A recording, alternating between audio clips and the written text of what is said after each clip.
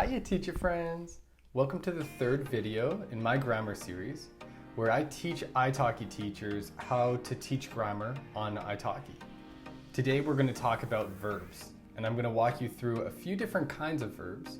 I'm going to break it down with different examples and apply them to how you could use them in class in specific activities, and how you could tailor them to different proficiency level students.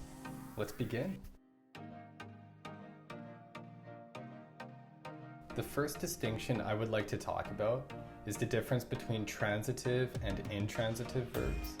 And this will help you teach your students how to construct the active and passive voice, which is very useful to both students, people working in science and technology. And I find this is a very common grammar topic for lower intermediate students. Best of all, teaching the active or passive voice is a great way to get your feet wet as a teacher, because I found that it was my best friend. It was like my go-to in terms of my first grammar topics taught on iTalki because of how simple it is, but yet complex and useful. I will be talking about the active and passive voice in a different video, but we are going to talk about transitive and intransitive verbs today. Before we jump in, we need to know what the subject and object of a sentence are, or a phrase.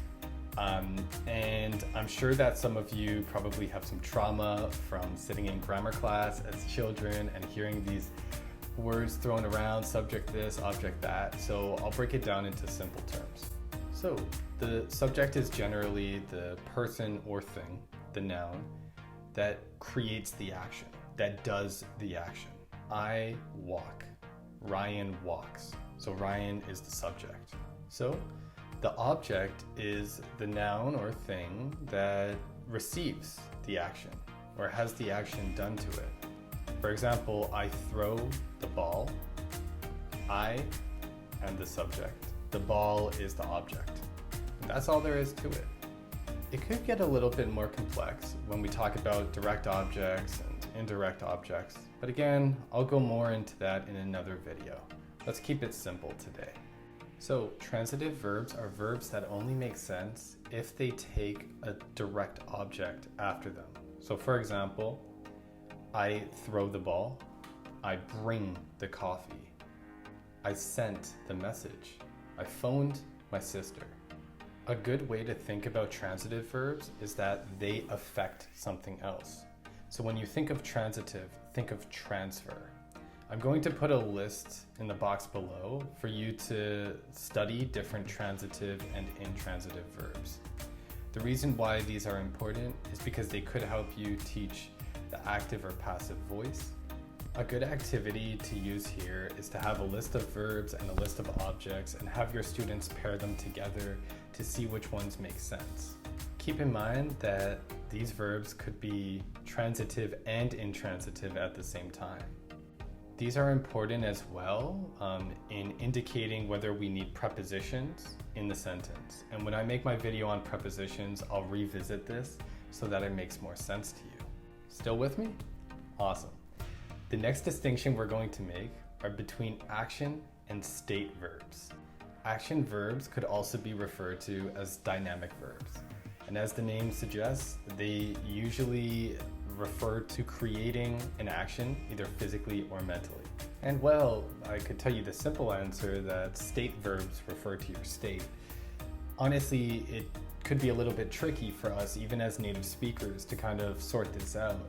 But usually stative verbs refer to your perception, your thoughts, your emotions, your senses. And the big reason why this is important is because normally stative verbs are not used in the continuous tenses. And I'll go more into talking about all the different tenses in English in another video. But usually we do not use stative verbs to talk about ongoing actions in the continuous tenses. So for example, instead of saying I am preferring coffee, you would say I prefer coffee. Or I am doubting that they will win today. I doubt that they'll win today.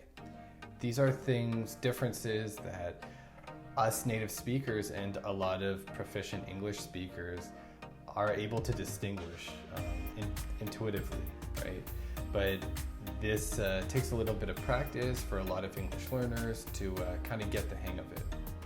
The nice thing is that there's a finite list of stative verbs, and basically it just comes down to learning them and focusing on the main ones. So how could we integrate this into activities?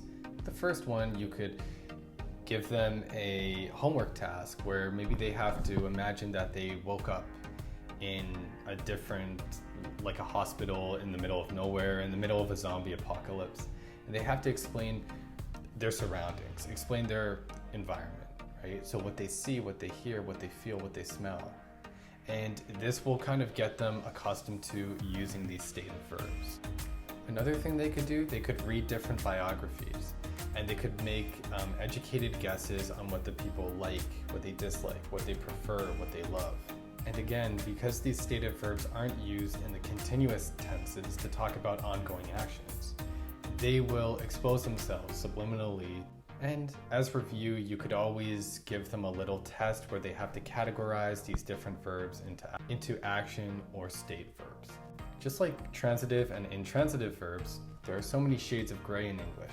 There are verbs that could be state verbs or action verbs depending on how they're used, depending on their meaning. So make sure you check out that list in the link below as well. A little tip for you here, a lot of your students are going to just know subliminally what is an action verb and what is a state verb without even knowing the names of them, just like you know it as a proficient English speaker. So a lot of this is actually going to be just kind of ironing out the nooks and crannies. Typically, I find that low to high intermediate students might make a few mistakes here, but 90% of the stative verbs they use as stative verbs, even if they don't know that they have those specific restrictions or rules. They know that they just cannot use it in the continuous tenses. So I suggest that you focus on this with your intermediate level students wherever you see any mistakes here. However, I wouldn't suggest you giving this to beginner level students just yet. Something for beginner level students, however, regular and irregular verbs. So for regular verbs, it all just comes down to a pattern. Basically, we have the third person form of a verb, right? The third person is he, she, it. So for example, he laughs, she laughs, and then we have the past simple version of that tense. So for example, I laughed, he laughed, she laughed. Basically, to form the regular past tense of a verb, we take the base of the verb, to laugh, and we just put an ed at the end of it, and that's it, problem solved. Another thing that we need to focus on is the past participle. This is part of the pattern. The past participle is used with the verb to have in the perfect tenses of a verb. So for example, I have laughed, she has laughed, he has laughed. And again, I'll go into the differences between tenses in the future, but the important thing to know here is that to have a regular verb, you need the alignment between these three categories: the third person in the present simple tense, the past simple tense, and the past participle. Laughs, laughed, laughed. Loves, loved, loved. Acts, acted, acted. Irregular verbs are verbs that do not have this alignment. There may be a slight change in the past simple form of the verb, or it could be the past participle form of the verb as well. For example, begins, began, begun, or comes, came, come. The vast majority of the most common verbs, even in the English language, are actually irregular. There are many irregular verbs in English. From my experience on iTalki, the vast majority of my students have actually learned this on their own. Through intense repetition and drilling, they actually get the hang of it and make very few mistakes. So as an English teacher to beginner level students, you could always incorporate these, especially if you have activities associated with storytelling, for example. However, I find that a lot of students know that this is one of the big things they have to focus on. They drill, they repeat, and they actually catch on much quicker than you would expect. My advice here, pick your battles. Listen to the verbs that they continuously make mistakes with in the past tense or the past participle form. Take note of it, and if you hear a mistake maybe 2 or 3 times, then address it. The first time, I wouldn't address it because it's not a pattern yet, and it might just be a one-off. I'll leave a link in the description below with some common regular and irregular verbs. However, as I said, I feel like most students will pick this up on their own and they will know that this is some work to be done.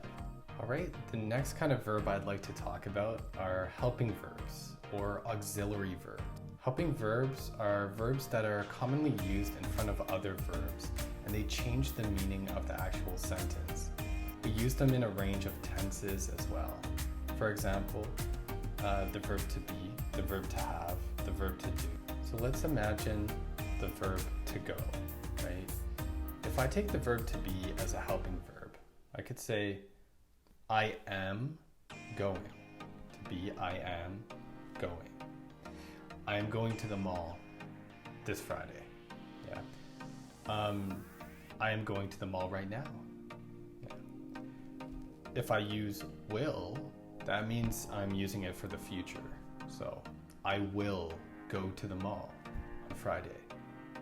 If I use have, I could say I have gone to the mall, right? And that's actually talking about the past, a completed action. That's the present perfect tense right there. So these verbs change the meaning of what you're talking about, and they're used to help convey different messages. Auxiliary verbs are one of the first grammar items that your students are going to learn while learning English. So it's good to be well versed with them. The nice thing is that there's a limited list of these verbs. Once you see them and you can put a name to them, you will understand right away what they're used for and what they are. Another group of verbs, which are actually types of helping verbs, are called modal verbs. Yeah.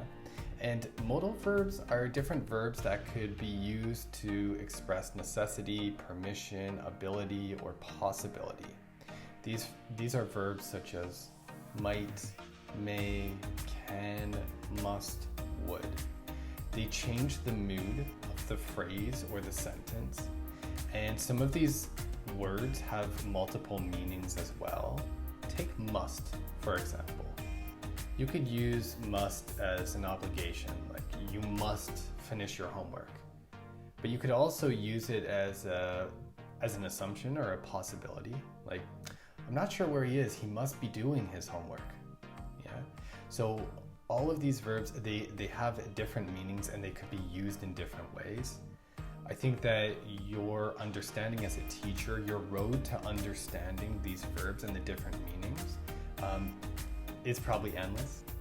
Of all of the different kinds of verbs, I think that this is one grammar item that will be a big learning curve, especially for teachers from different parts of the English-speaking world, because these verbs could be used differently at a higher or lower frequency, depending on if you live in America, Canada, or Britain, for example. So check out the link below and get familiar with these modal verbs. How could we use modal verbs as activities in class? Well, for one, you could show them a picture of some different safety hazards, and you could have your student create commands or suggestions of what the person should do or what the person must do to be more safe. So if you show them a picture of different safety hazards in a kitchen, they could look at it and they could say, she must unplug the kettle or something like that.